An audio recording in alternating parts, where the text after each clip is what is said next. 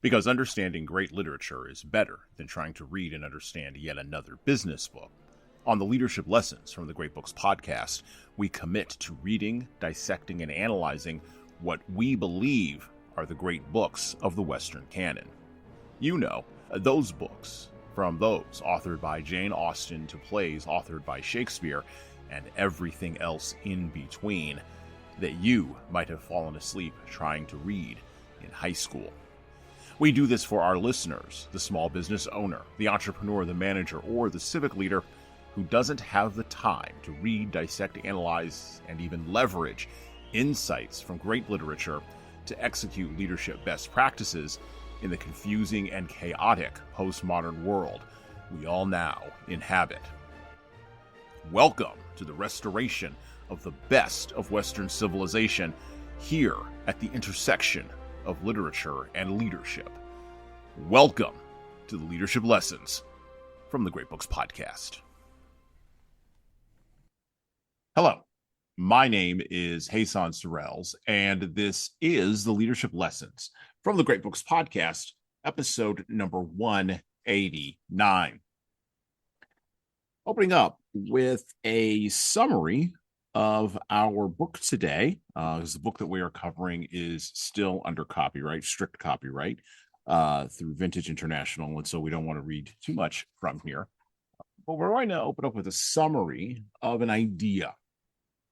Our book today opens up with a judge named McKelva, who is in a hospital, and he is dying. The judge is joined at his deathbed by his wife, Faye, his second wife, Faye, and the daughter from his first marriage, Laurel. Laurel McKelva Hand was a slender, quiet-faced woman in her middle 40s, her hair still dark. This is a woman who, as we go through the first few chapters of our book today, we find out a little bit about. We find out that she is a woman who has escaped her region. She moved away, and now she has been called back. She is a woman who has a fraught, or dare I say non-existent, relationship with her stepmother, Faye. And her stepmother, Faye, who is significantly younger than her own mother was, is trying to rally the judge to come back to life. By the way, the judge died suddenly, not because of anything having to do with disease, but just having given up.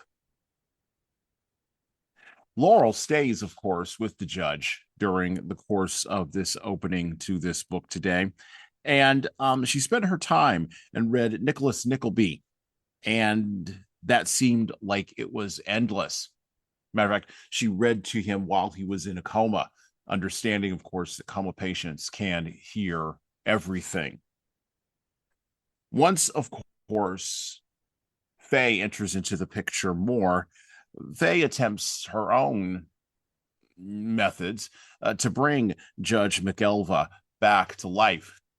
She attempts to appeal to his masculinity, to his Southern manhood, and, of course, to his ability to defeat disease.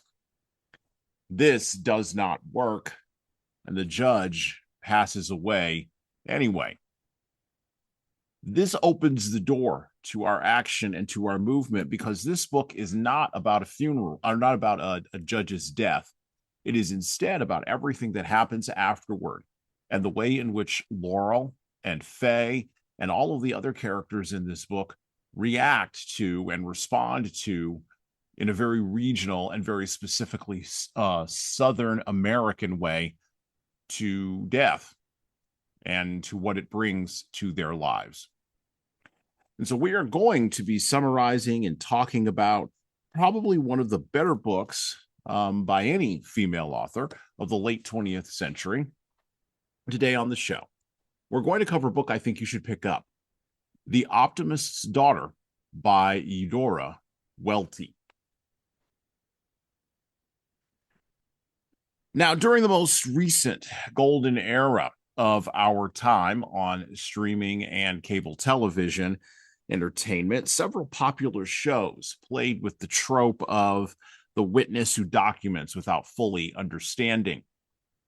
The best shows that did this included The Wire, Arrested Development, and Breaking Bad.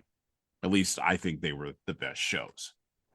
Now, these comedies and dramas were part of a 20-year-long mid-century effort on television and in novels, as we are going to see in our novel today, to leverage the tension evident when a person observes another person's empirical actions and is unable to determine any deep meaning from those actions. In essence, a witness witnessing but not understanding what they're seeing.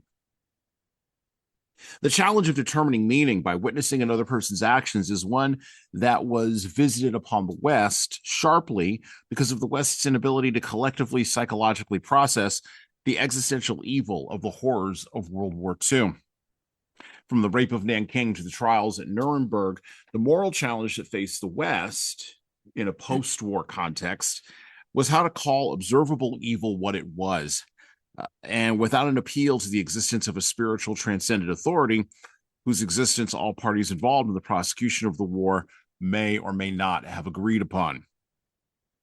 This friction, of course, led to an increase in existential dread, the toleration of higher levels of cultural and social absurdity as a coping mechanism, or as cope, as the kids would say these days, and finally, at the close of the 20th century, appeals to deconstructionism, to the power of, well, raw power. However, the person or the society who witnesses evil and yet is shocked into incoherence has a problem. They do have a genuine problem, and we're going to see this in The Optimist's Daughter today. But their problem is not a lack of belief in a transcendent good. The problem is one of a lack of language to ask the right questions, interpret assertions that may be bogus, and a lack of ability to discern and then critically think through the challenge of interpersonal horror. The writer, essayist, and journalist Joan Didion, who we're going to cover a little bit later on this month, keyed into this exactly when she opened her 1961 collection of essays, which we've covered on this show before, Slouching Towards Bethlehem, and we will cover again this month, about the baby boomers who are beginning to make their own contribution to the long thread of cultural incoherence, post-war cultural incoherence it was going to be in America, when she quoted in the opening of her collection of essays from William Butler Yeats' The Second Coming, published in 1920. And I quote, "Turning and turning in the widening gyre, the falcon cannot hear the falconer. Things fall apart, the center cannot hold. Mere anarchy is loosed upon the world. The blood-timmed tide is loosed, and everywhere the ceremony of innocence is drowned. The best lack all conviction, while the worst are full of passionate intensity." And that is something that we are going to see here today. We're going to see the attempts by Eudora Welty and the characters that she creates to make sense of the horror that she is seeing.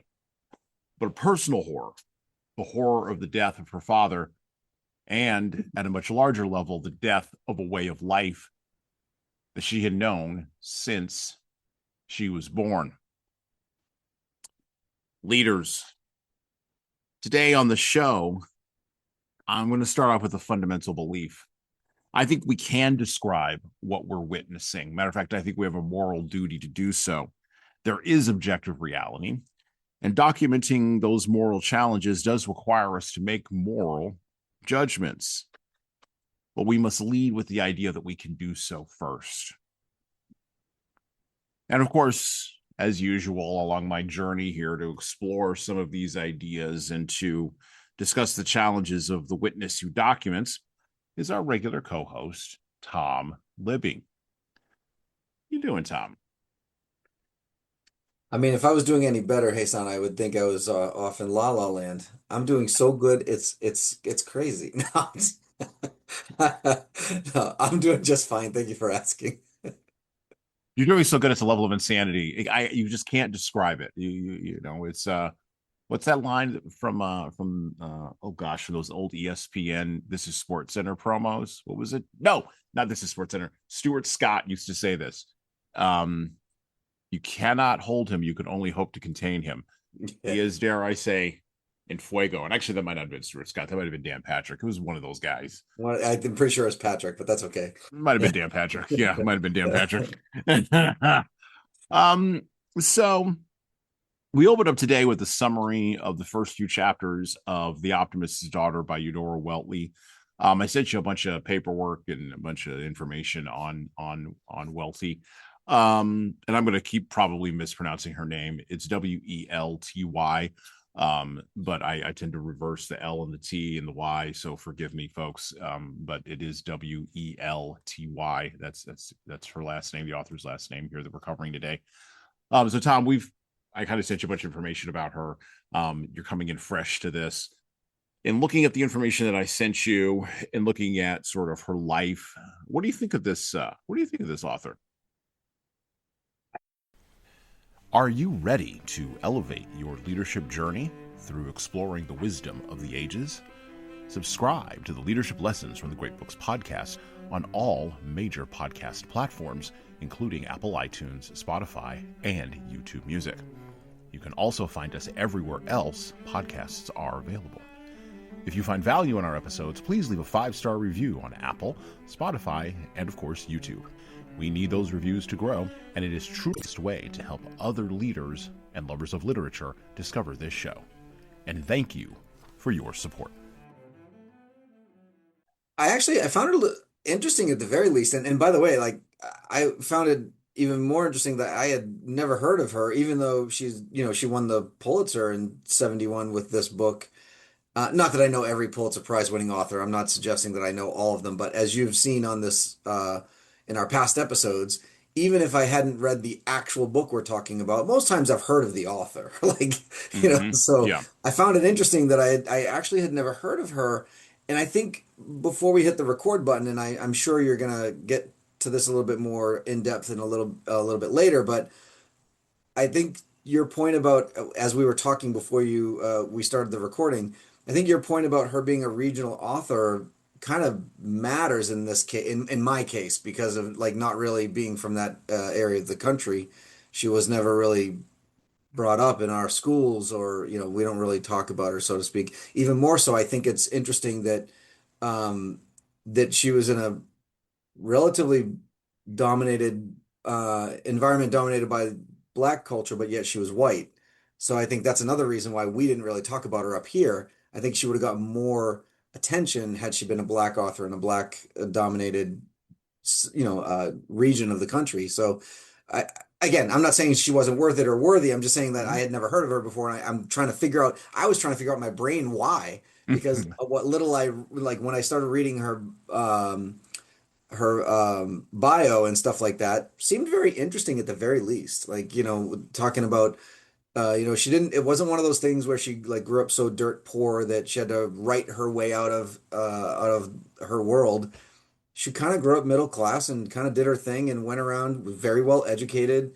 And similarly, I found some similarities between this book and her life. If you then they're not exact, but like some Mm-hmm. of the similarities about her dad getting sick in real life and her going back and looking at the book and the daughter going back to her dad getting sick, like certain things. I was wondering if this was like her interpretation of her life she just kind of changed it enough that people wouldn't recognize it, like her friends and family reading it, so to speak, right? So anyway, but yeah, I thought she was my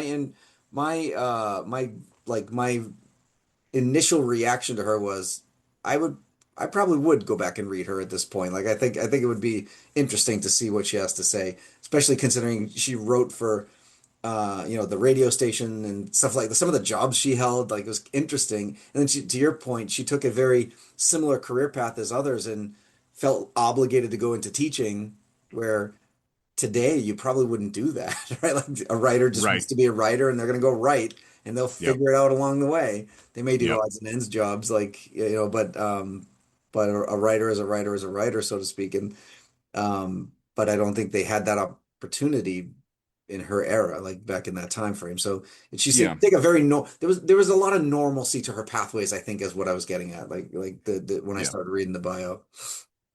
Yeah, she was born in 1909 and she died in 2001. So only died 25 years ago. As a matter of fact, as of July 23rd, it'll be exactly 25 years since she passed. She mostly wrote short stories to kind of kick off her career. And then she gradually moved into larger and larger, more challenging work. Um, she was a photographer as well, kind of close to my heart there a little bit. And one of the things that Tom is mentioning here, and it's a good point to mention for our listeners, is she wrote at a time, and she came of age during a time when the author William Faulkner, who was sort of the powerhouse of the cultural standard of what a regional author could be, specifically a regional Southern, American author could actually, be and do and succeed at. He was the gold standard. His writing was the gold standard that everybody was judged by. Her peers included folks like Catherine Ann Porter, who actually wrote, I believe, an introduction to one of her books.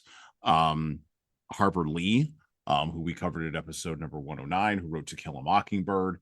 Zora Neale Hurston, who, to Tom's point, African American author. We've covered a couple of her books on this show in episode number 111.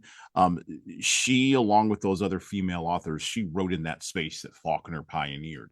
And it is a space of, as I was saying before we hit the record button to Tom, it is a space, interestingly enough, of regionalism.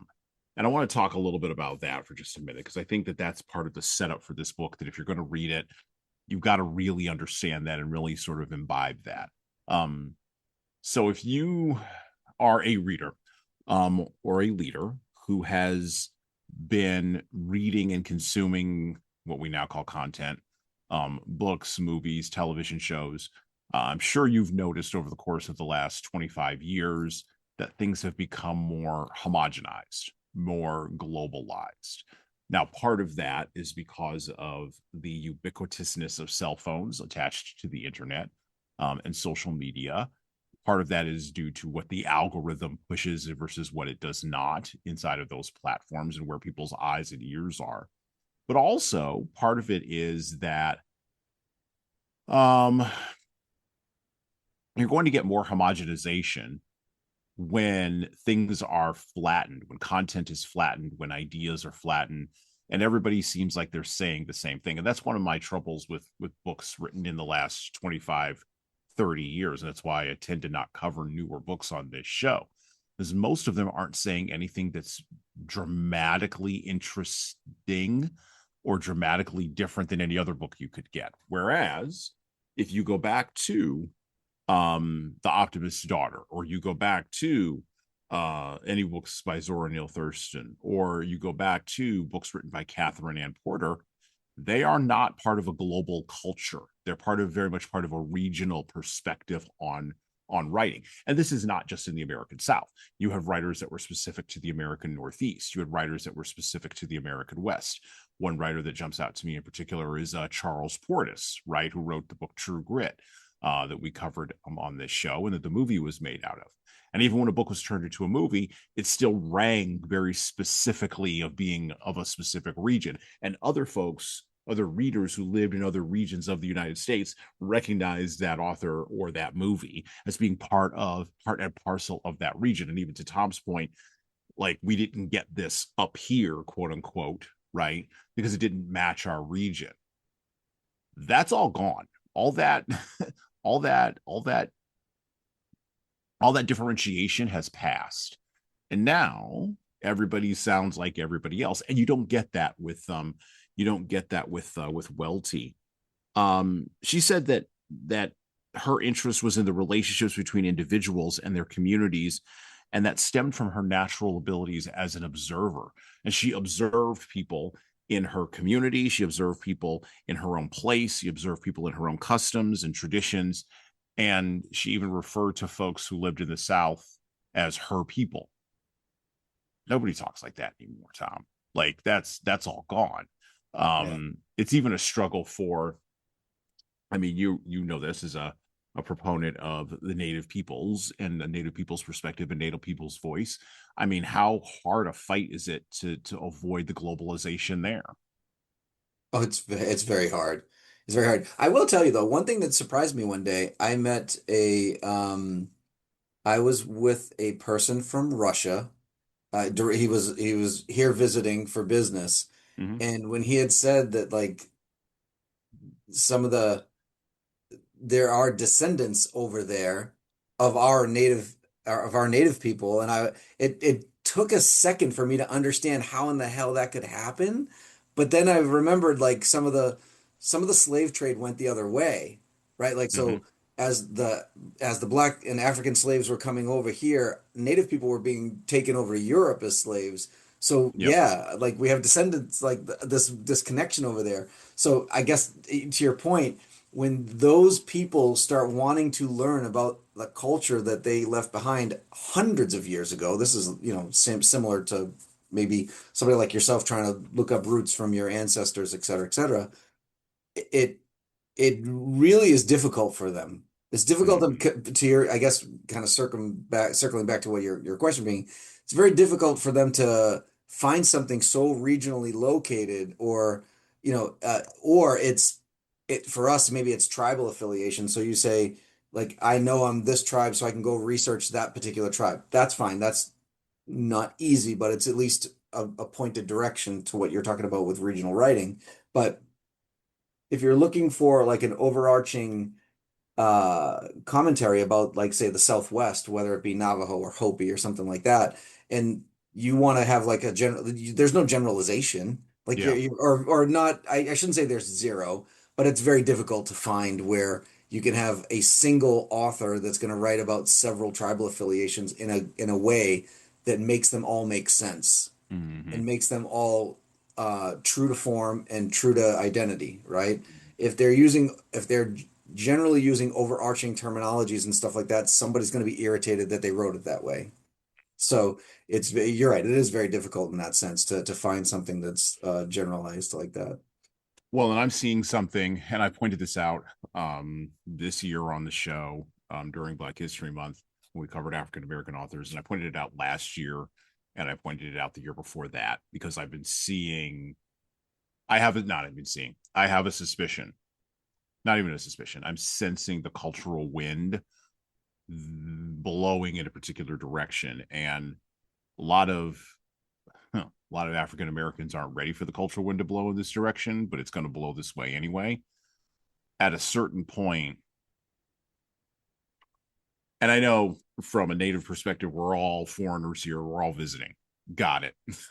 Got it. We're all invaders in your house. I get it. I understand. Among the invaders, though, there are distinctions with a difference. Agreed. And as time has gone on over the last 25 years, because of the flattening of globalization, because of the ubiquitousness of internet communication, and because of the nature of the ways in which voice, tradition, custom, community are being scaled up, I am convinced that African Americans at a certain point, and it won't be in the next 25 years because there's still too many of us who have grown up with that designation with the dash in the middle, Yeah. but that's going to go away. It's going to go away in 50 years. It'll be probably closer to the end of my lifetime before that goes away, but definitely in my kids' lifetime, that'll go away. It's going to be all flattened out, and we will just be, much to African Americans' dismay in this country, we will just be Americans. That's it. And I don't think folks are ready for that kind of revolution. And it's going to happen gradually. It's going to happen so gradually that no one's even going to pay attention to it. And I think the seeds for that flattening are the same seeds that don't allow, and this is my last point, that don't allow a writer like Welty, and I do think there are still writers like her floating around. I just don't think they can get any traction and get anywhere, even with self-publishing, which was a point that you were making, you know. Um, because I wonder, I don't think the audience is there anymore. I think the audience was probably barely there in the late part of the 20th century, probably was there more in the early 20th century when Faulkner was writing in the late 19th century. But in the early part of the 21st century, getting into the middle part of the century, I think that audience is going to go away. To your point about being with somebody from Russia, you were with somebody from Russia at a networking event. That's globalism. That's the triumph of globalism. Now, what you talk about in the language you use to do business, of course, will be English, but you're going to have to find some way to relate to that person. And I'm not saying that if a regional author is writing, they can't find a way to relate to somebody from Russia, but I'm saying that the level of internal creative strength that they will have to have just to commit to that region is going to have to be so high that they're not gonna get that far. Well, it's interesting that you say that because I think there's some language things too that matter. Meaning like to your point, right? The globalization of even like lingo, right? For Mm-hmm. example, like up here in New England, for some strange reason, people use the word wicked for everything, right? Wicked cool, wicked bad, wicked ugly, wicked beautiful, whatever. It doesn't matter. It's like an adjective that goes with everything.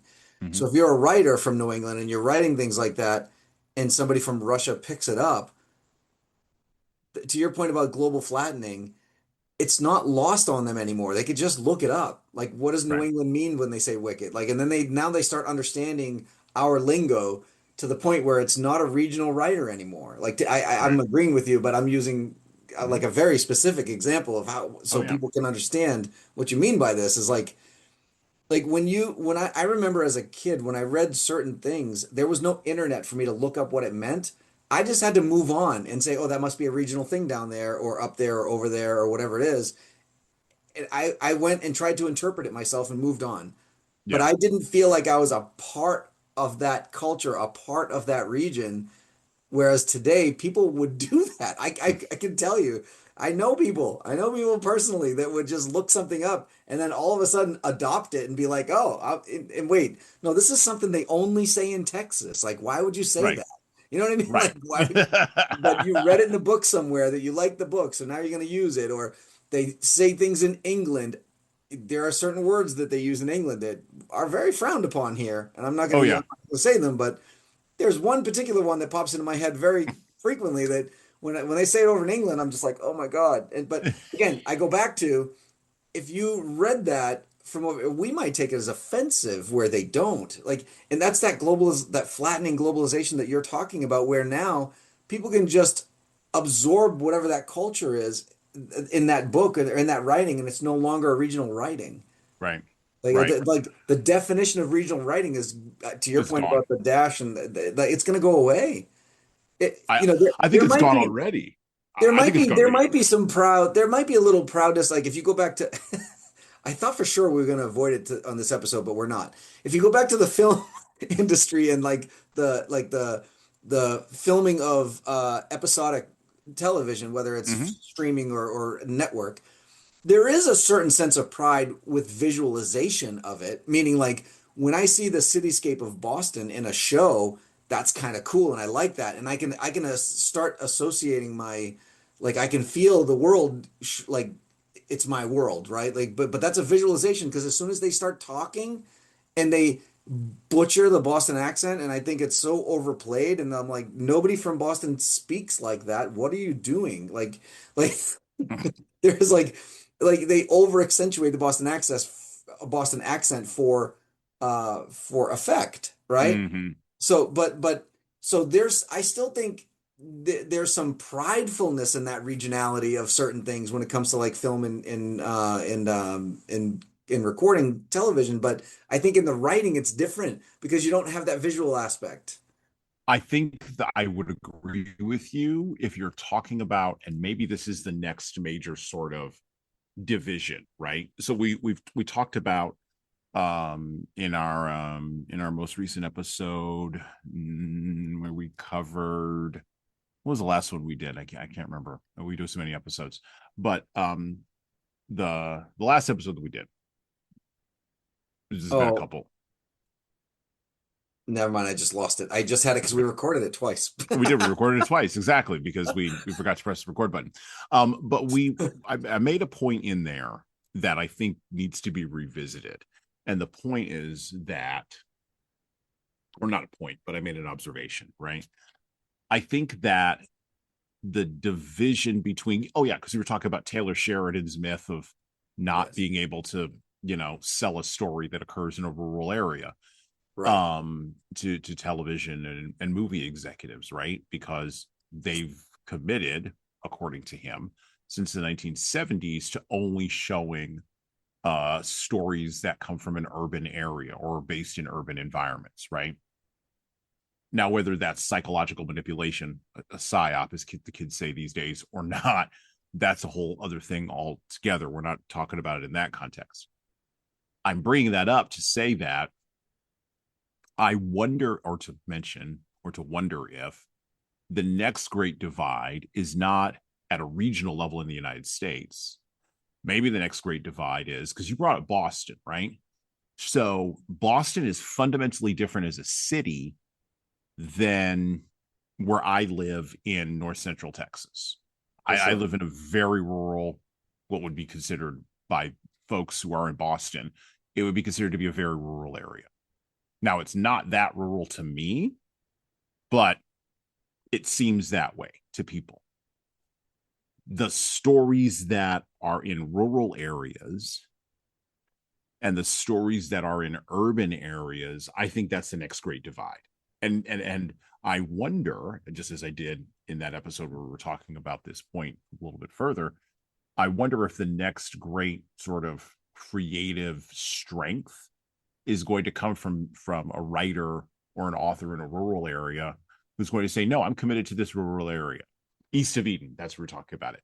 I'm committed to this rural area. And I don't care what you all are doing in the city. That's interesting. But the I, next time you film my stuff, you're not going to see a skyscraper in Boston. Like, that's not what I write for. I don't write for the skyscrapers in Boston. I think that's already happening, and I don't think you're realizing that it's happening. It's not the style or it's genre driven. If think Okay. about this for a second, Okay. most like a tremendous amount of horror movies start in urban America, like they start in those urban environments. Most crime dramas end up in cities. Like so, Yeah. where if you think about Last Cabin on the Left and like all these other Mm-hmm. horror movies, they're all in these like little rural suburban neighborhoods. You don't see a horror movie in downtown New York City, like in Manhattan, all right, like or in That's true. downtown Boston. Those are crime. Those are crime movies. They That's all true. or gang movies. Like I think it's already happening. I think it's just happening by the genre instead of the authors. That's all. Okay. Okay. I mean, and you may, and you know what, you might have something there. Maybe this does descend into genre because I don't, I, human creativity is too powerful to be bound up for too long, right? Yeah, I It's agree. just, I it's, agree. it's like, it's like you're trying to, it's like you're trying to dam up a raging river, right? Yeah. The Chinese tried to dam the Yangtze, the Yellow River, and it didn't work because it's a river, like it's a force of nature. It just is, and that's what human creativity is. It's a force of nature, and so if you dam it up in tamping down regionalism, right, for the last 25 years, it's going to pop up in, maybe to your point, all those people who would have gone regional are going now into genres, Genre. right? Because they can play a little bit more they could play a little bit more in there. Well, and they can play to an audience that understands, right? Like that's instead of a Right. regional understanding, it's a like instead of like southeastern United States Yeah. regional, it's either inner city or suburban or rural, and anybody who lives in those environments will get it. Like they'll understand those the writing. Well, I wonder if it's also because one of the things that Welty did, and we'll get back to the book here in just a moment, folks. But one of the things that Welty did really well is she observed, right? She said that all of her writing was based on observation, observation of people in her communities, observation of place. Place was hugely important to her, right? This place, this geographical designation has meaning, right? It's not value neutral. It has meaning here. And of course, being a Southern American, it's interesting that I'm reading this book or that I read this book now and that we're talking about this on the podcast because one of my older daughters is my older daughter, my oldest daughter, not older, my oldest daughter is she's writing a paper for college right now for her American history class around the Civil War. So we've been talking a lot about the Civil War in my household, right? and been sort of laying out for her what the proximate and the first order, second order, third order causes were for the war. Da da da da da. And one of the points that I make to her, and it is a point that I think Welty would appreciate, along with Faulkner and Zora Neale Hurston and Catherine Ann Porter, all the Harper Lee. I mean, To Kill a Mockingbird. Come on, like One of my favorite books of all time. exactly. The reason why those books are so powerful is because they tap directly into the place of the South in its own psychological conception of itself, which is, of course, all the things that we know about the American South. Um, I wonder if there is a. I wonder if one of the other factors that we're seeing in creatives is that lack of observation. Like, I wonder how sharply people observe things anymore, right? So, like, if I was going to write a book about Carl Hyacin, I'll use him as an example. Carl Hyacin, he was a mystery writer back in the day, and he wrote mystery novels that were based in Miami, Florida, or in Florida just in general, right? He knew Florida. When I would read Carl Hyacin mysteries, and I read a whole bunch of them when I was like, I don't know, late teens, early 20s, I like banged through a whole bunch of them, and then I like jumped off of that train and went to something else. I haven't thought about Carl Hyacin in like 25 years. Good Lord. Um, but he was a specifically Floridian writer. You could tell that he understood Florida. He knew Florida. He observed Florida. He also attained national prominence from selling books about Florida. So selling literally, and Welty would appreciate this, the myth of Florida to Yeah. people in like South Dakota. The myth of Florida to people in like Idaho who are never going to go to Florida. Or the myth of Florida to people in New York City who, when they would retire, would like to go and experience the reality of Florida in the middle of that state. um, so Carl Hyacin in the mystery genre, the detective genre, the crime genre, was an author who captured all that regional flavor from his observations, just like Welty captured regional observations, and was able to turn that into dramas and short stories. I think that's a strength that modern authors are missing. I don't. I wonder how many of them are on their phones too much. You All of got them. to, yeah, like you got to put the phone down and look around, right? Like, this is what we tell Right. leaders. Like, you got to put the phone down and look around. Like, you Well, got to look around for does that people. lead into the observations?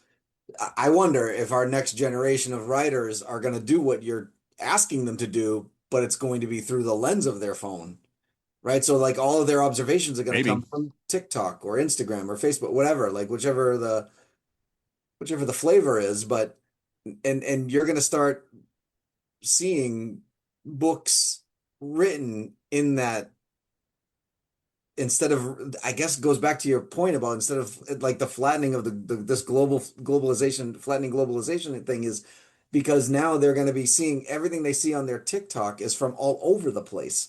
So there's Right. not one universal like you're just talking about the gentleman writing from Florida Yeah. or in Welty's writing from the South. It's going to be maybe that's what it is, right? They're observing, they're still observing. Listen, if you're observing whether you think you are or not, whether you're registering it in your brain as observing or Yeah. whether you're like whether you understand that that's what's happening or not is not the is you it is happening. You are Yeah. definitely now if you're always observing this, Right. then people are going to start writing about what's in the little box Well, instead of the regions of the world. well, one of the ironies of our time, and both of us are film guys, and we'll get back to the book after I make this point. One of the ironies of our time is, as the phone has become more ubiquitous as a physical object in our lives, the integration of the communication and the physical object of the phone into movies and television, which basically have overtaken the novel and have killed it, I think. Um, Not the book, by the way, just the novel, right? Um, those tools the phone, that phone is an object, but also the phone is a communication tool. The struggle that film people have had to integrate that into stories has been kind of amazing to me. Kind of funny, yeah. It's kind of amazing because it's like the analogy that I can make is, how often do you see someone in a horror movie? You talked about horror movies, okay? How often do you see someone in a horror movie go to the bathroom? Not because something horrible is about to happen, but just like because people have to go to the bathroom. Or my favorite part is when this thing does come into play in a horror movie, it's all of a sudden out of service. Like we have 99.9% of this coverage around our country, folks. But yet inevitably you are in a dead zone when you're in a horror movie. It's my favorite That's part of true. the horror movie. That's true. That's true. And you could time it almost to like the beginning of the second act. Like the second Exactly. act kicks in, and then all of a sudden we're in a dead zone. You're like, really? Like Sprint Yeah. has 100% coverage. What are you talking about? There's no dead zones. Just call Yeah. somebody. There's no dead zones in the United States anymore. I mean, come on. Maybe there are. I'm not, whatever. But they're very few and far between.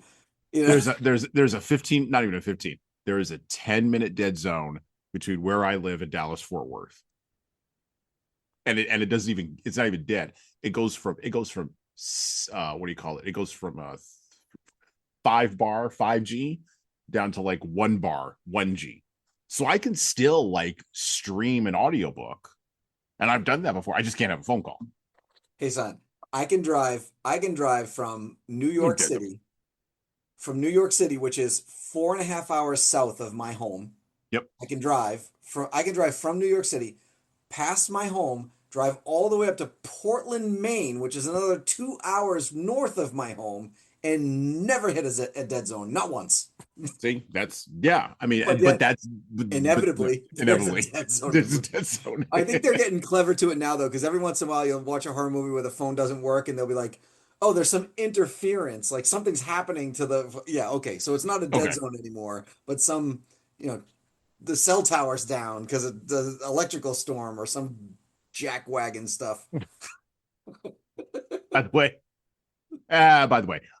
we will actually, at the end of our episode today, we're gonna have a little bit of an extra bonus because Tom and I are going to talk about Project Hail Mary, because Oh yeah. we have some thoughts on that. I have some thoughts on movies. So if we have some time at the end of our episode, we'll do that today. Okay, so going to book two. So Optimist's Daughter is divided up into 4 books, right? Sort of an old classic sort of novelist's approach. And so we're gonna head into and summarize a little bit of book two. So book two opens up with a funeral, right? Now, I am a big fan of funerals, pause, in literary works. Because a funeral is a place where um we can not only play with an understanding as an author, or as an audience member, or as a reader, or as a witness, right? We can play with perceptions of reality, but we also get to play with things that are existential, themes that are existential, like life and death, themes of renewal and redemption, themes of forgiveness and reconciliation. And of course, when a funeral occurs in real life, as it does in a novel, as when it does in a novel, everybody who was at the funeral, um, well, everybody doesn't need to be there.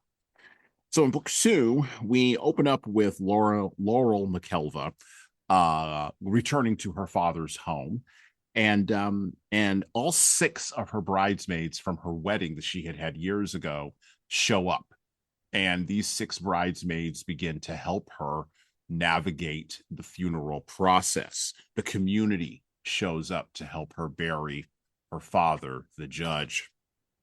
Now, the interesting thing about these 6 women is that they are the ones who hold the memories of the community. And it's interesting. So Welty sits on an observation here that women, and by the way, Welty was born in 1909, so she saw and grew up in a pre-feminist world in the South, and then matured and had her career in a post-feminism world in the South. feminism doesn't enter into this book. That's a warning, by the way, for some of you who are looking for it. So if you're reading this book and you're looking for that, that doesn't enter in here. Except, not even except, it enters in one. I shouldn't say it enters in. It glides across the top in one fashion, and how Laurel, the character of Laurel, talks about leaving the South and going to Chicago, where she got married at the beginning of World War II. But Laurel is comforted by these six bridesmaids, and by the way, they swoop in and they do everything they can to help her. Now, with that, there of course is gossiping, backbiting, conversations that we would consider to be more feminine coded and more female coded that do occur in this part of the book. But there's also the giving of food and the preparation of meals.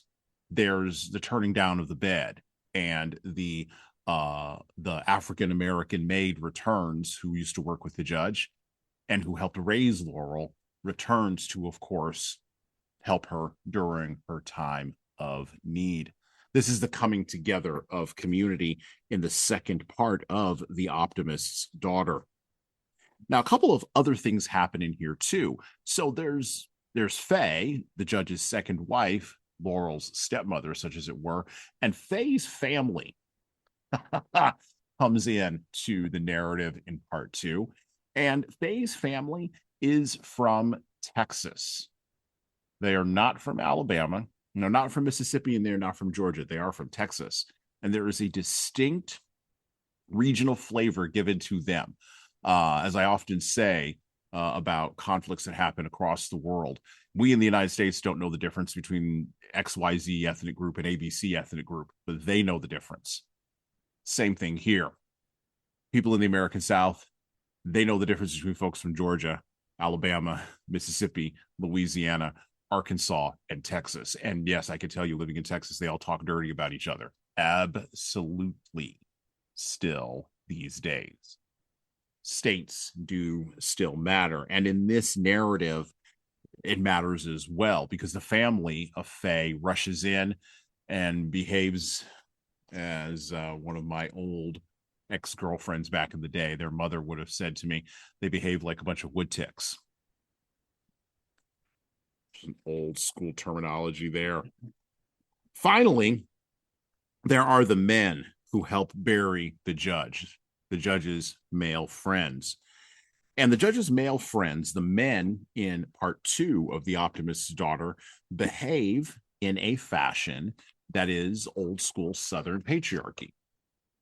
They run around, they do the things they're supposed to do, they listen to the women when they need to, and then when they can scatter off and not take any responsibility, they scatter off and not take any responsibility. There's a whole sequence in there of one of the judge's friends. I don't want to ruin it for you. Go read the book. But one of the judge's friends going and getting some lemonade for his wife, who literally berates him into going and getting the lemonade and then coming back, and he delivers the lemonade and then he runs outside to go smoke cigars. And Laurel observes this as a witness, both as a witness of the new generation, the next generation that's beginning to come in and is observing and judging this old school behavior, but also as someone who grew up in that behavior and finds comfort in it during her time of need when she's mourning her father.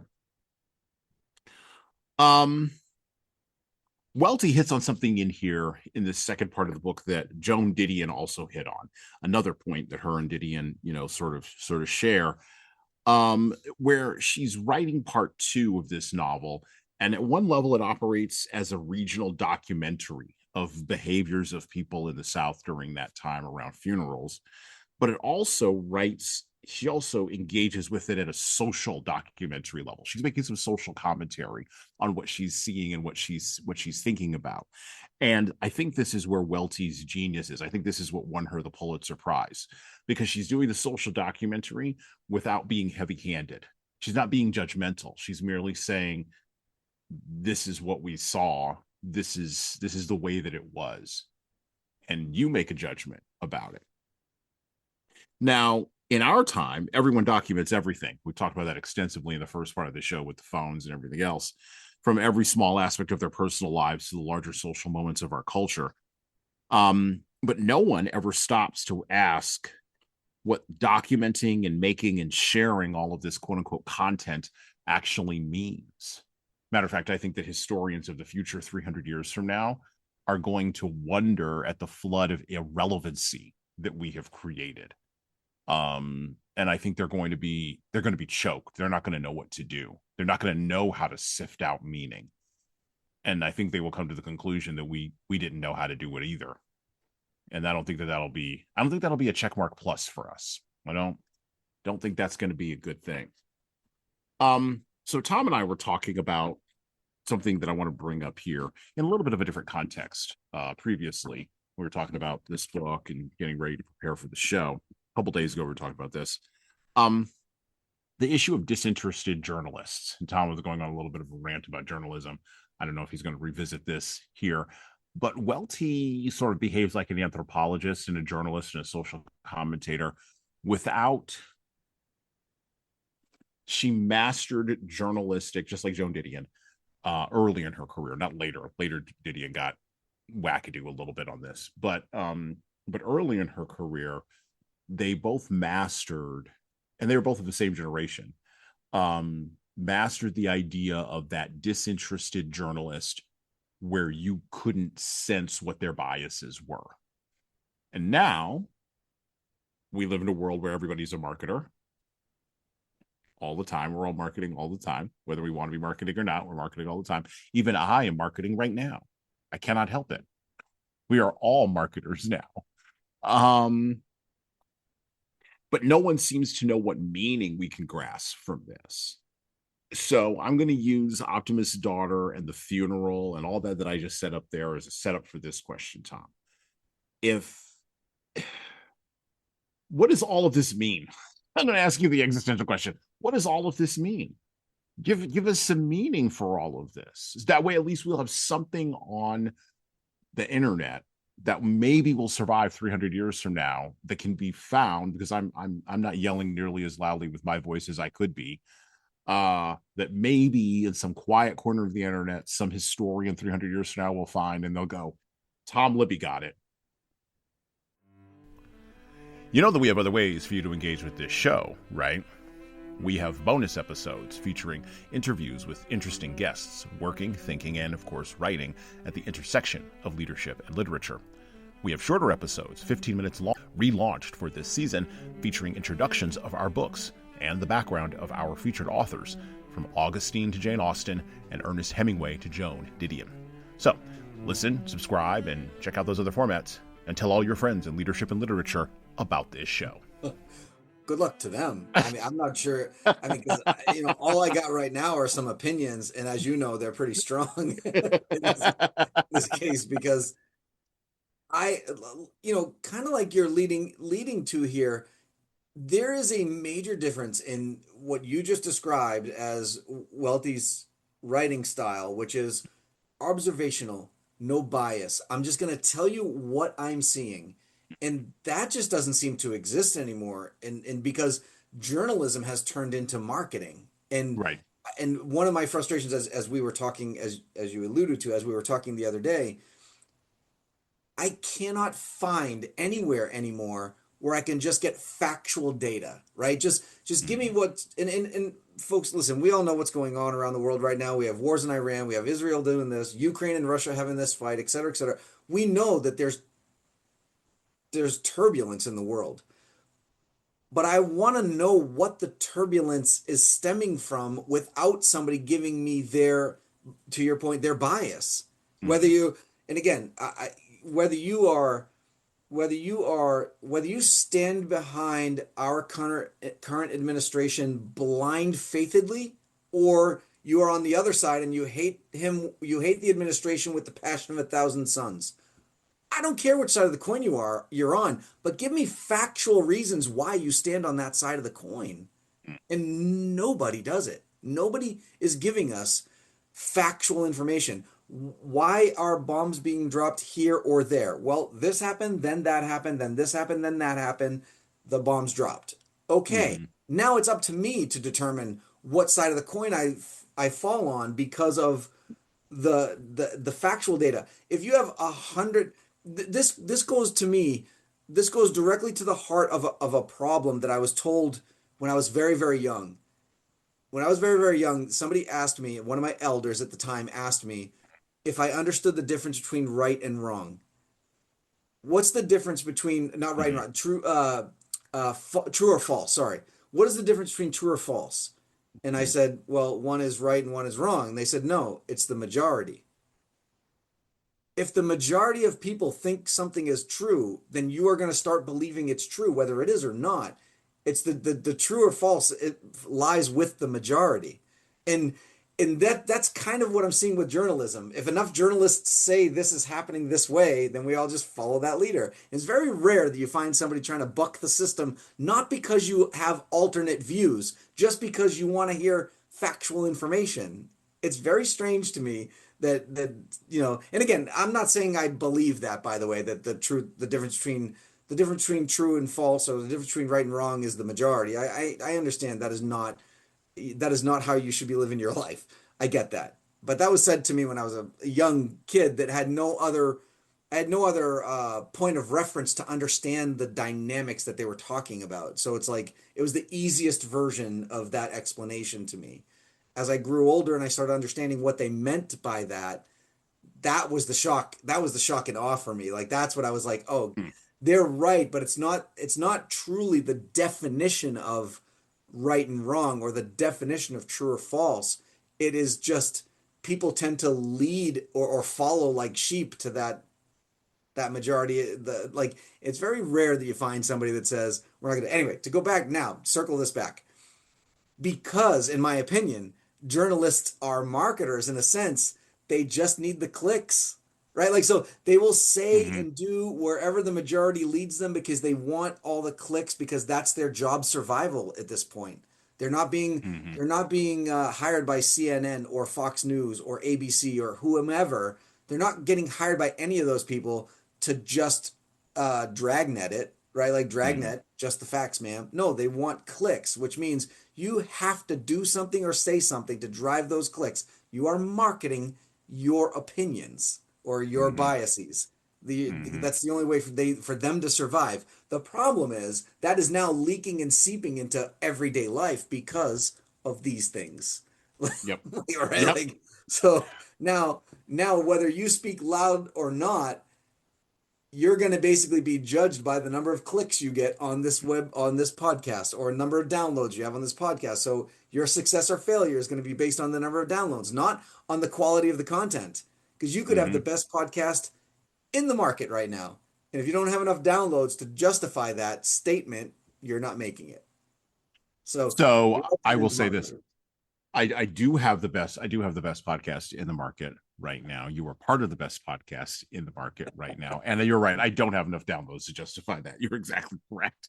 Um, and this is why, um, on the other side of the idea that we are all marketers is also the idea that, or not the idea, but the fact that, for lack of a better idea, uh, the idea that marketing ruins everything, right?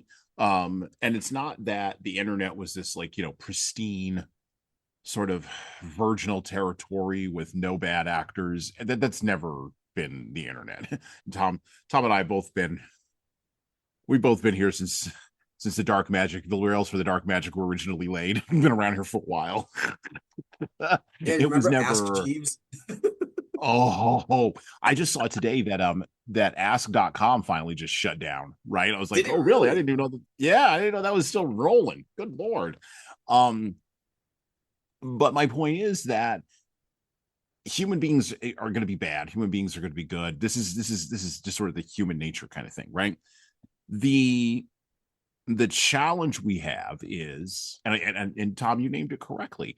The challenge we have is, if the vast majority is pursuing clicks and behaving in a way where they are only pursuing marketing outcomes, then of course they're going to be biased. Now, with that being said, my oldest son is in journalism, And I will tell you that the way he writes is not a way that pursues clicks. He's actually trying to get to maybe not capital T truth, but just the facts, right? Now, there are people who believe that his pursuit, because they have been so warped, and this is the thing, this is the other side effect, they have been so warped by people who are pursuing clicks. They're running after him, going, well, you had to be pursuing clicks to say this thing about me, even though it was factual. You had to be pursuing clicks because that's the only way that someone would bring up this factual, right? That even remotely bring up this factual thing, right? which which of course leads to an inability of the audience who is observing this and reading this and trying to suss out what is not true. Again, I'm not using that word on purpose. What is factual from what is opinion, to be confused. And so you have the people who don't like what's happening muddying the waters.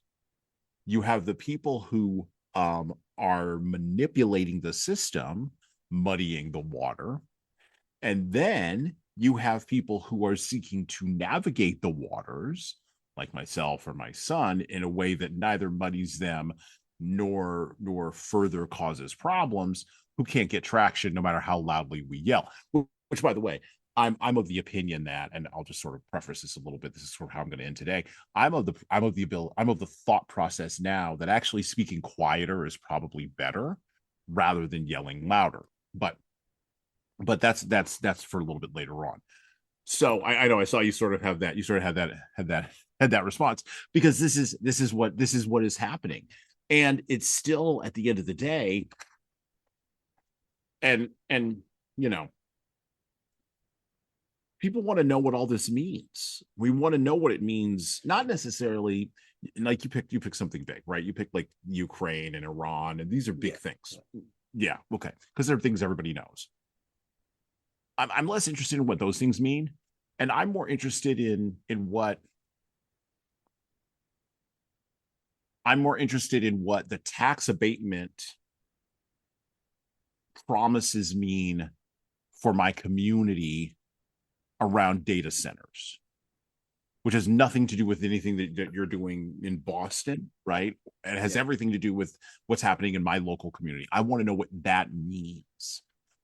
And even Facebook muddies the waters of that meaning. I can't get meaning on that. I no, because you know what?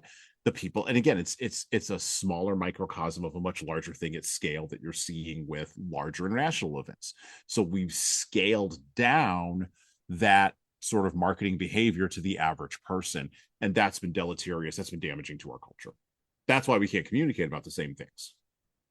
Yeah, no, and you're right. I use something because, people listening to this podcast are listening from all over the place. So I was trying to find Absolutely. Yeah. something universal, right? Like that Yeah. everybody on the planet could put their fingertip on if they wanted to. Yep. Fact still remains the same though, because I agree with you too. Like if I'm looking at like, we have a thing up here. We have a special prop, what's called Prop 2.5, right? Like Mm-hmm. there's this automatic trigger that your town could pull.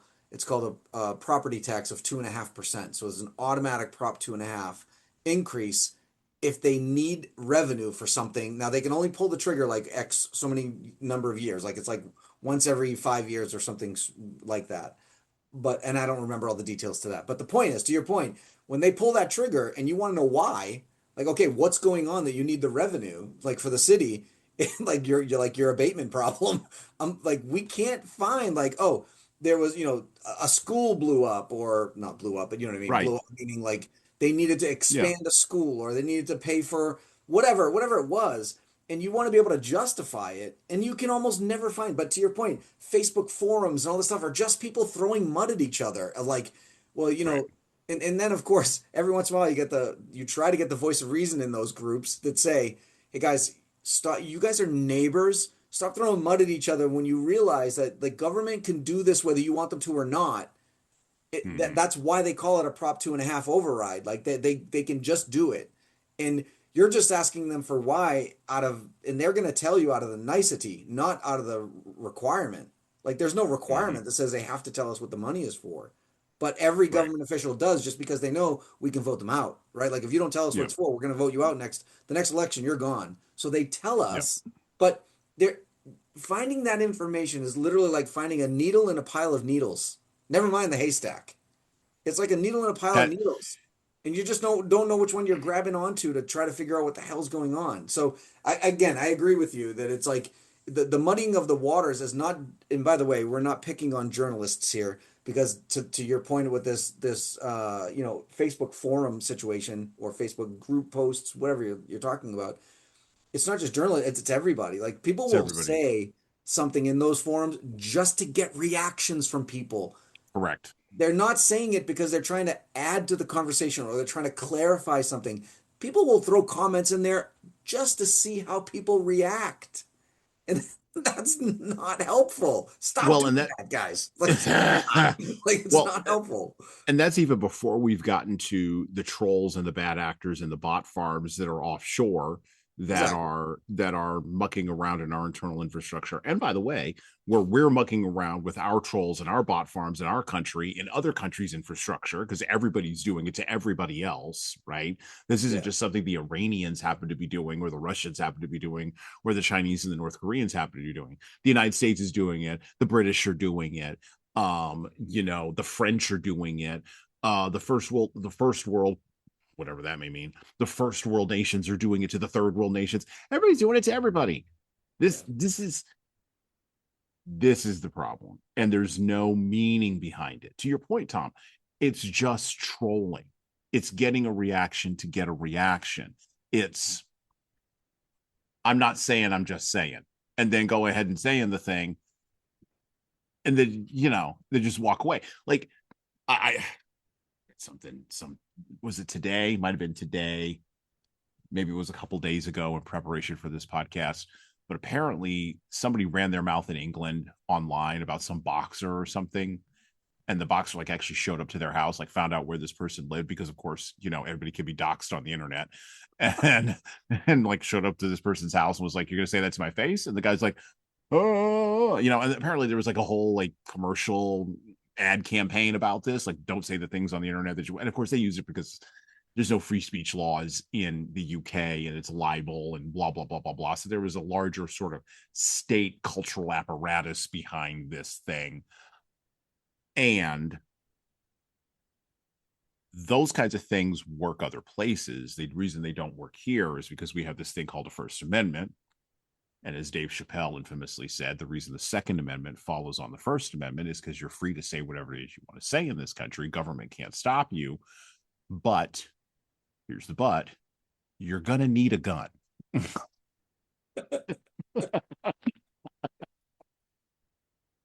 If you run your mouth that hard. um,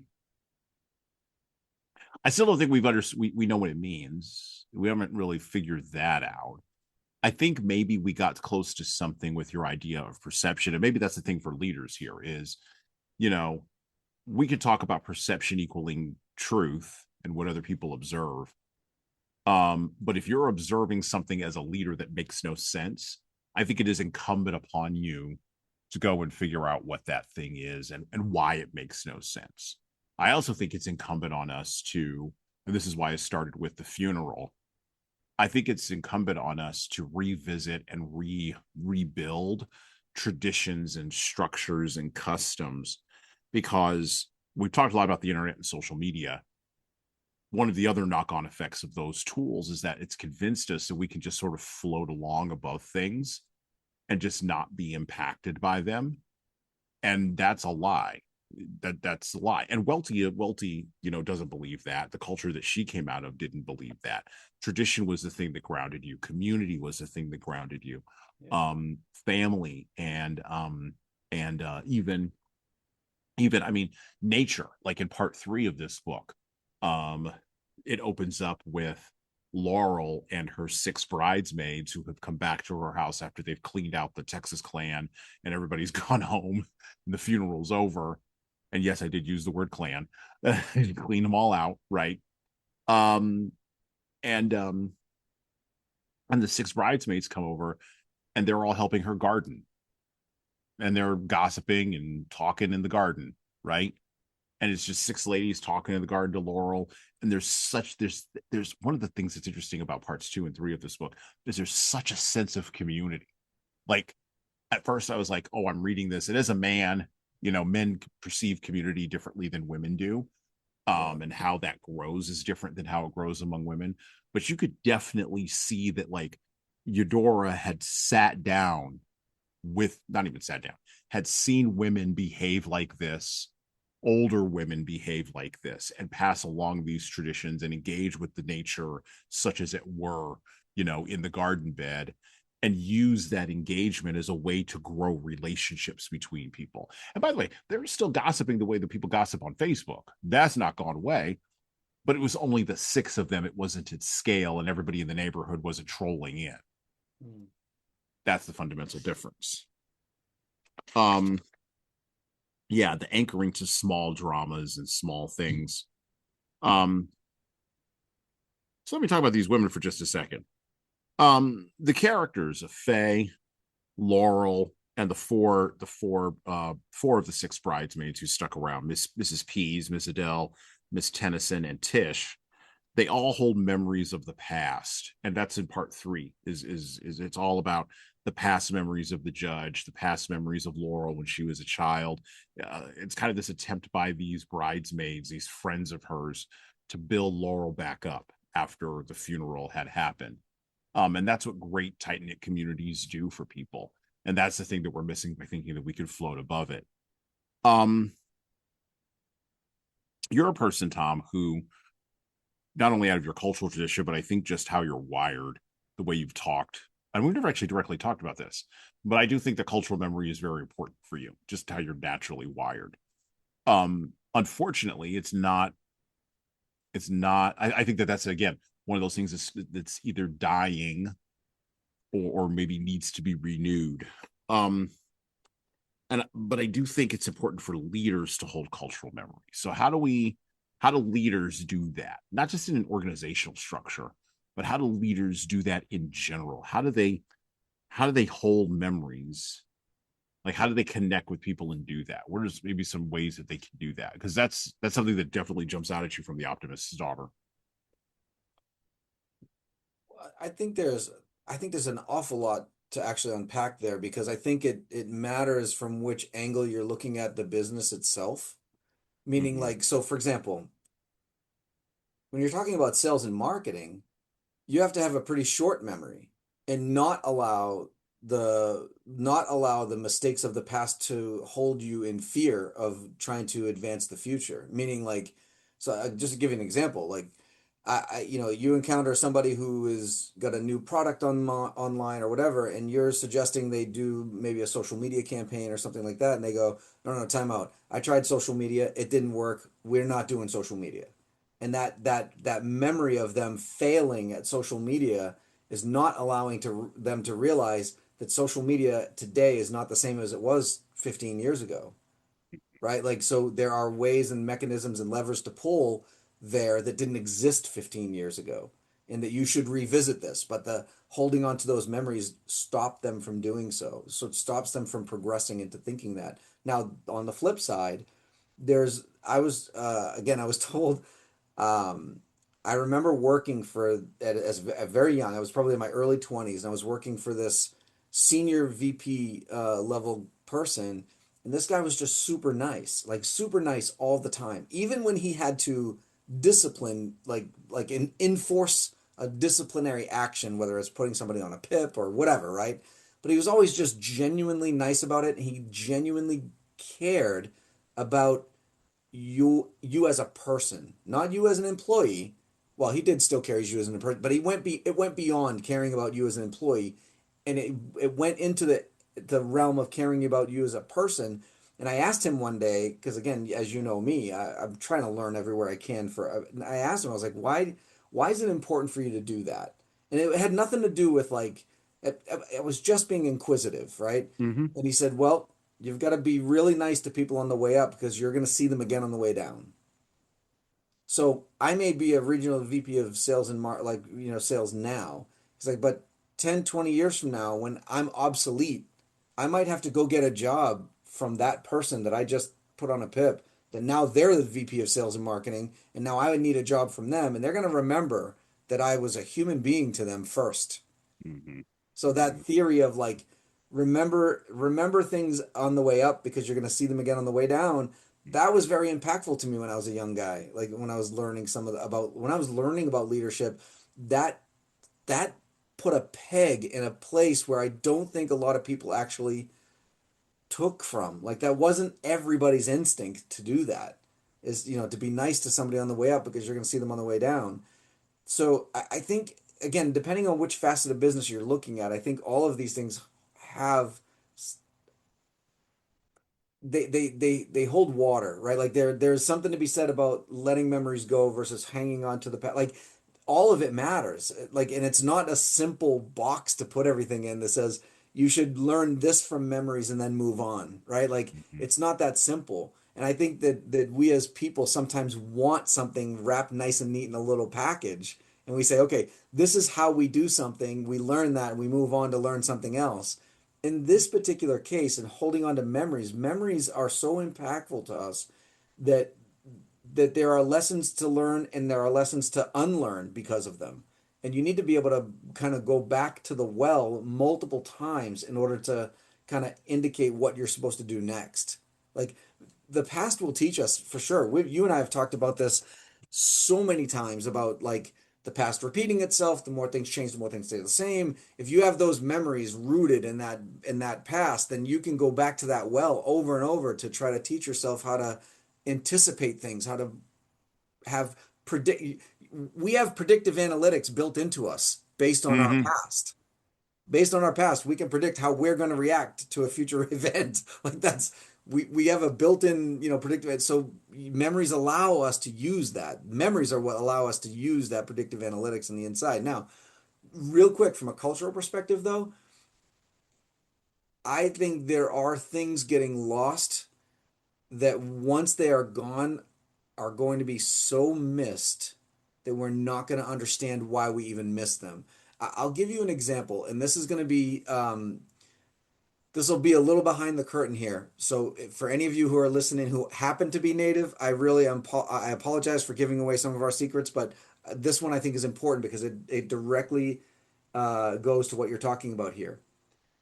My daughter and I were at a powwow yesterday, and we were observing. Her and I were just observing a few things, and we were observing some of the younger dancers and how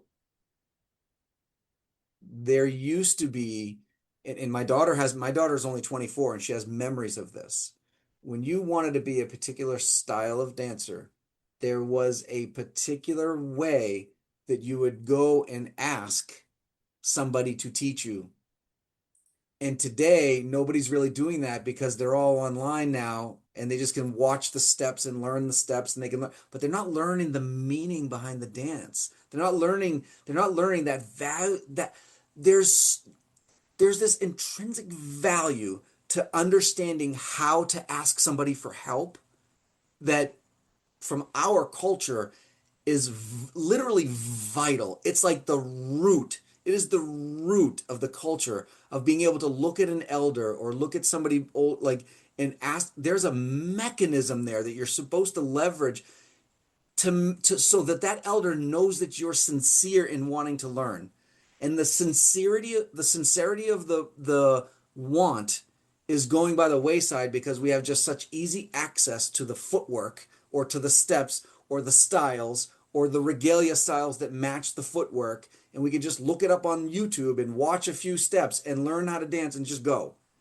And I think that's Oh, heart-wrenching to me, that the oh, memories of how to ask, how to be asked, the honor it has for somebody to come to you and ask you to that that that being missing from the cultural perspective is terrifying to me. And my daughter still has memories of being taught those things. And she's watching younger dancers that are just not being taught that. And it hurts her heart at 24. So again, what leaders can take from some of these memories, especially if you're talking from the cultural perspective, Stop allowing them to do that. Stop allowing them to use that as a cultural reference point. You have this deep rooted ancestral culture that is going to be gone if you don't hold on to it. Now, that being said, there's this small, like this little woodpecker thing inside me that bangs my brain every once in a while that says, just remember, your culture is a living, breathing thing and it will adapt and move forward. That's the way it's supposed to happen. But there are just certain things that just cannot be forgotten. To your point about holding on to the memories, I absolutely refuse to let those memories go. Refuse. And I'm starting to be viewed as an elder in our culture, and I'm not. I do not think of myself as an elder. I am certainly not old enough, although my kids think I am. I'm not. I am not. I find there are elders that are that I still go to for a lot of guidance. I still ask a lot of questions to. I ask in very particular ways, the way that I'm talking about, and they appreciate the fact that I still do that. So when I have grandkids, you bet your damn bottom dollar that my grandkids are going to learn that. And I don't care what cell phone they have in front of them. If they don't do it the right way, they're going to contend with me. So it's anyway, I can go on and on. Like I said, No, no, I think there this is a is lot to unpack with this one because I think this one is really, really important. Order my latest book, 12 Rules for Leaders, The Foundation of Intentional Leadership, with Bradley Madigan. This book offers insights, ideas, and presents a framework for addressing the most pressing challenges in the postmodern leadership landscape we are navigating today. Pick up the paperback, hardcover, or ebook everywhere you buy books, and leave a review on Amazon. And thanks. This is huge because the solution, let me go to a solution. Maybe, I don't know, or trade-off, I don't know. I think the trade-off is, to your point, and I think you hit on it correctly. The trade-off is a trade-off between the advancement of culture and the gatekeeping of tradition. Yes. And that, by the way, thank you for sharing that. I appreciate that. That was a little bit behind the curtain. I didn't ask for that, but it's a great example of what we're talking about here. I think that trade-off has been made in the direction of advancing culture for benefit and gain. And we could talk about what those benefits or what those gains are. But I think too often in the last 25 years, particularly sharply, and by the way, that trade-off has always been made. That's always been sort of the tension. I think what's happened in the last 25 years is that trade-off has been made more and more often in the direction of progress, whatever the hell that may mean, versus gatekeeping tradition. And I'm going to use a popular culture example of this. So we're recording this today. The date of this recording, not the date of the release of this episode, the day of the recording of this episode is May 4th, 2026. Star Wars Day. May the 4th be with you. Yeah. Okay. Now, I'm not going to go on and on about Star Wars. Not going to do that. I could do an entire series of shows on Star Wars. I'm a Star Wars guy. George Lucas did not gatekeep that franchise correctly. And when he made the trade-off between progressing a vision of story in order to maybe get paid, or maybe he was tired, whatever, the entity he sold it to, Disney, then proceeded to make all the wrong trade-offs, removed the boundaries and the borders. And to your point, I love how you mentioned this about permission. This is genius. Disney believed they didn't have to ask the permission of the elders of Star Wars, and the elders of Star Wars weren't George Lucas. The ones who held the cultural memory of Star Wars were the fans. Yeah. The original geek fans that watched those movies and were a subculture of culture And yeah, was it majority males? Were they majority white? Were they majority dopey dudes who couldn't get dates? Yeah, absolutely. That's who the Star Wars fans are. They're dirty, smelly video game gaming, tabletop gaming dudes who can't get dates. Yes. Okay. So what? They're the elders, though, to make the parallel here. They're the ones that hold the memory of what Star Wars was. And Disney was like, nope, we don't care. Because we got to go get this new audience over here. We have to progress the culture. This has happened consistently in popular cultural properties over the last 25 years.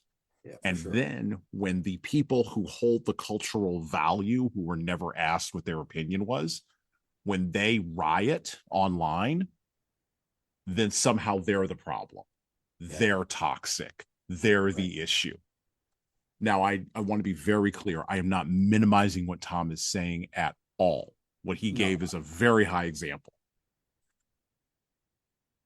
I think the exact same thing that Tom is talking about is what's happening everywhere else in our culture too. I don't think that this is an outlier thing. And that's a real problem for me.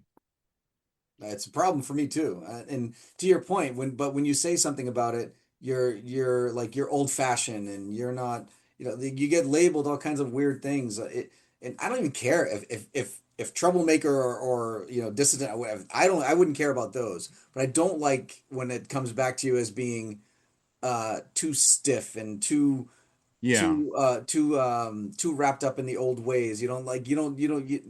You can't see the future. Like, stop. You're That's not what it opposed to is. progress. Right. And Like, yeah, yeah. especially in my culture, I laugh when I say that. I'm like, I use AI more than anybody. Like, like, yeah, trust me when I tell you, it's not because I don't want to see the futuristic part of the world. That's not what it is. But to your point, there needs to be some. I think there needs to be guardrails in place where this stuff doesn't happen on a regular Yeah. basis. I just think Yeah. it's Yeah. unfair. It's unfair to the people that matter. And to your point, it's that elder generation is the ones that matter in those cases.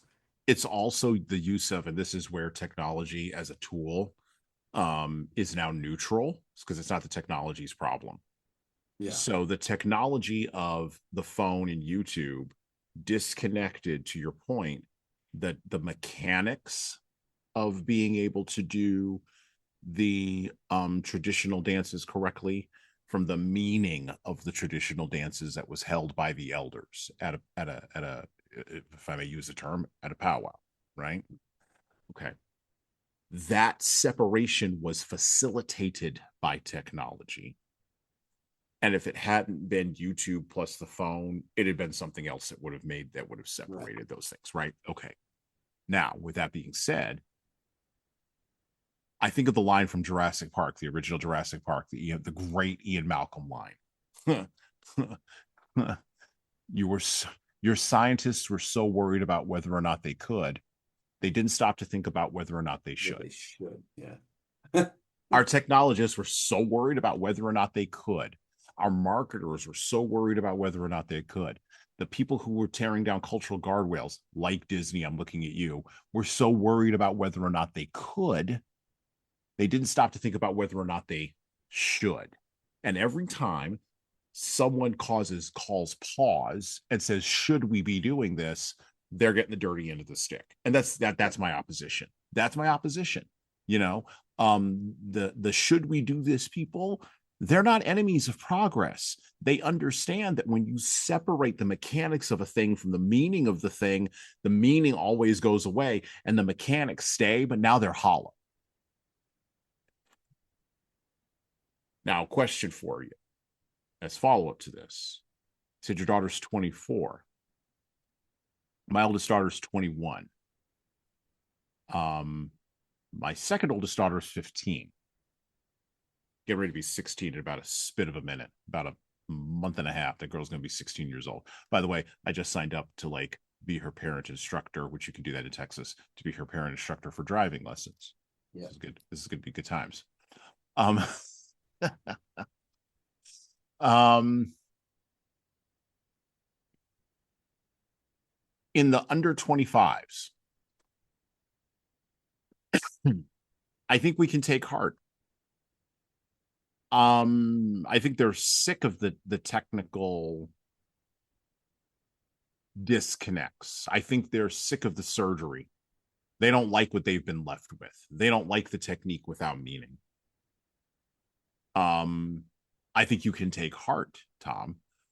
I think that that will be the generation that will bring you the grandchildren, and that generation will tell you, those grandchildren will tell their kids, you shut your mouth and you listen to Tom.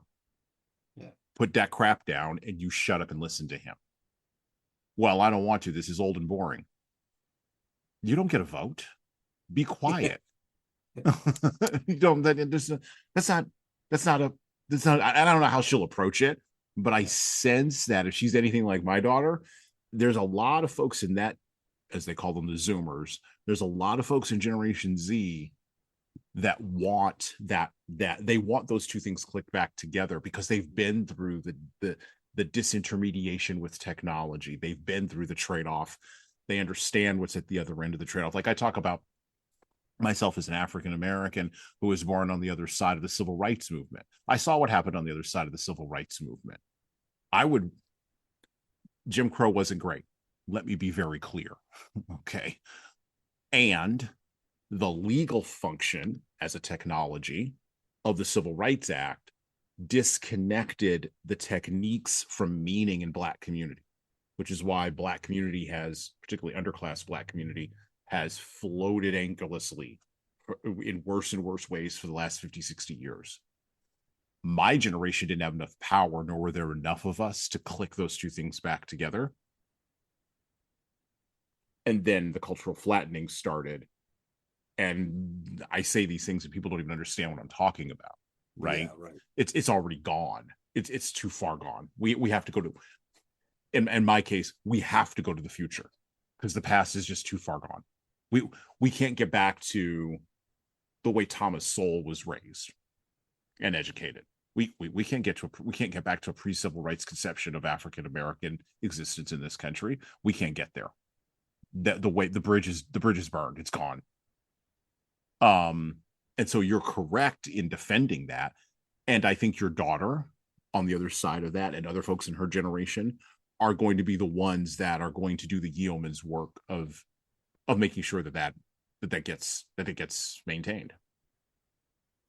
At least I get that sense.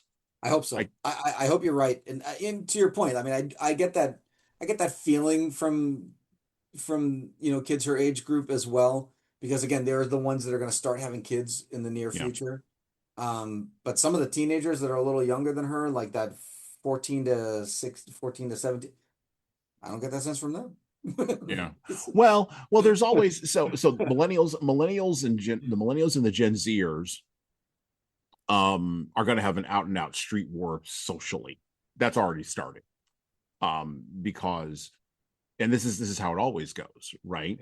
And then whoever's coming up behind Gen Z, Gen Alpha, they're going to have an out and out social street war. Like it's just gonna happen because of the nature of how technology has speeded up the progression between generations and the technological, which we brought up last time we talked in East of Eden, the technological separations now that matter more than generational or even historical, right? Yeah. So the 14-year-old doesn't understand why they can't go to YouTube. They literally do not understand the question. Like it doesn't. You could bring it to them, and they would be shocked at even having to consider that. That would open up new parallels of stuff in their brain. Whereas, the 24-year-old, only 10 years older, goes, oh, I know what we've lost, or I recognize what we've lost, So gatekeeping is huge. And I think we've got I think everybody in the United States I think every cultural and subcultural group in the United States, and not just in the United States, but also I think other places around the world kind of get this a little bit better even than we do. But you have to culturally gatekeep. Otherwise you can't protect, to your point, what's valuable. Okay. Rounding the corner. I want to talk about Project Hail Mary. I want to wrap up this book. This book is great. Go pick up The Optimist's Daughter. In book 4 of The Optimist's Daughter, book 4 is actually one long chapter, so don't be surprised. It's not divided up into different chapter pieces. And book 4 is about the confrontation between Laurel, the judge's daughter, and Faye, the stepmother, the young stepmother. And they get into They get into a fight over a breadboard that was Laurel's mother's breadboard, a breadboard that has specific meaning because it's part of the estate, right? That's going directly to Laurel. And one of the things that's interesting in this is that Laurel wins the fight. And actually, this was in the review that I sent to you from the New York Times. I don't know if you had a chance to read that, Tom, but Laurel wins this fight because Faye doesn't actually understand what she's fighting over. Faye only understands that, to my point that I was just making earlier, she only understands that she doesn't understand, and she doesn't even know the right questions to ask. And so Laurel wins by not fighting. Laurel wins by, in essence, abandoning her, not her roots, but abandoning the thing in order to pursue something higher. And then she gets on a train and goes back to Chicago.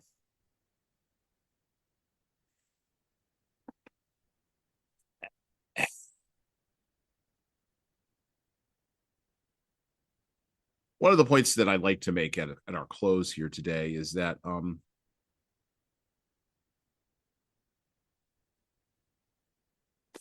Eudora Welty and what she was writing about in The Optimist's Daughter, her entire career, and I think Tom and I have kind of covered this really, really well today. So go pick up Optimist's Daughter. Eudora Welty really was sincere in what she was trying to do. She was trying to make a sincere representation of people that she observed, mythologies that she believed in, or maybe that she did not, maybe not that she believed in. I don't know if she believed in them or not. And that's a great thing. I don't know if she believed in them or not. She presented them though as if she did, which is genius. That's where her real talent was. She presented tradition and custom as things that anchor people to reality and to meaning, and that those things, when you lose them, when you are disintermediated from them, as Tom has brought up, you really do lose something. It's not just about breadboards, or in Tom's case, footwork, or in my case, education in a pre-civil rights America, Black America. It's not just about those things. It's about the things that they mean and the way they anchor to us, to the world, and us to meaning. And Welty got all that, but she could only write about it in a sincere kind of way. You and I have talked about this on the show before, Tom. I think that for Gen X, sincerity is one of those things we're going to have to pick up. You and I are both firmly in that generation. We're the generation of cynics and ironic detachment. I've said that before on this show, and I don't think that works. Like, I see the passion which you're talking about, what you were observing. That's sincere. When I talk about the things I talk about on this show, this is sincere. I couldn't do this show without sincerity. Welty couldn't write her book without sincerity. And sincerity is not cringe. It's not even cringe worthy. It's the thing we actually need um, to get where we need to go. I know we didn't talk specifically about specific pieces in the book, but final thoughts on The Optimist's Daughter. What can leaders learn from this, Tom? What should we all take from our conversation today, even? Well, I've used this phrase on the show before, and I think it was something that we kind of joked around a little bit here and there, but I think it applies here as well. Again, some of the leadership training that I've had in the past, one of my favorite parts of it was, you have heard 100 times in your life, don't just stand there, do something, right? So people want action when things are happening, when in reality, and I think this leads back to what she was doing, is don't just do something, stand there, right? Like, so observe, make sure you completely understand what's going on before you just jump in to answer questions or jump in to answer or give solutions or anything like that. I think, and to your point with her observation skills, I think leaders can learn from those observation skills. Being able to objectively view something without bias, without predetermined, without allowing certain things to influence your thought processes. I think it's a talent that you need to hone. It's not inherent. Like, you don't just get this automatically. I think it's something that she probably learned over the years. And when we were talking about her bio earlier, If you Hmm. think about what she did for work, how her education was, it taught her to be that observant. And I Hmm. think even if you're not, if you don't have access to those teachings directly, then you should just go look for them. You should be observant as to what's going on. Make sure you know and understand the all of the details and happenings around you before you start making those decisions. I think that lesson is all over this. Like, anyway, I'd agree with that's that. what I take out of it anyway. Yeah. Yeah. Well, and you know what? Like the challenging of determining meaning, as we brought up at the beginning, I brought up at the beginning of this episode, from what you're watching other people do, is a challenge that dogged us through the 20th century. It dogged us at a social level, dogged us at a cultural level. And we're going to explore more of this in a book of common prayer by Joan Didion and Slouching Towards Bethlehem. We're going to cover both of her books. We're also going to visit a 17th century novel, um, and talk about that as well, because the challenge of observation, the challenge of being able to determine meaning, the challenge of being able to sift that as an observer, um, is huge, I think, for all of us, because we do spend a lot of time observing the world now, um, in those rectangular devices that we have in our hands. Yeah. All right, well, Tom and I didn't resolve anything today, and I'm actually glad about that. Actually, normally I was like, well, we should have resolved something. Nah, we didn't resolve anything. We brought up a bunch of different points, and you know what? I'm fine with that. So I want to thank In the Tom for coming. Oh, go ahead. in the words of CNC Music Factory, we gave you things to make you go, hmm. CNC Music Factory. With that, well, we're out.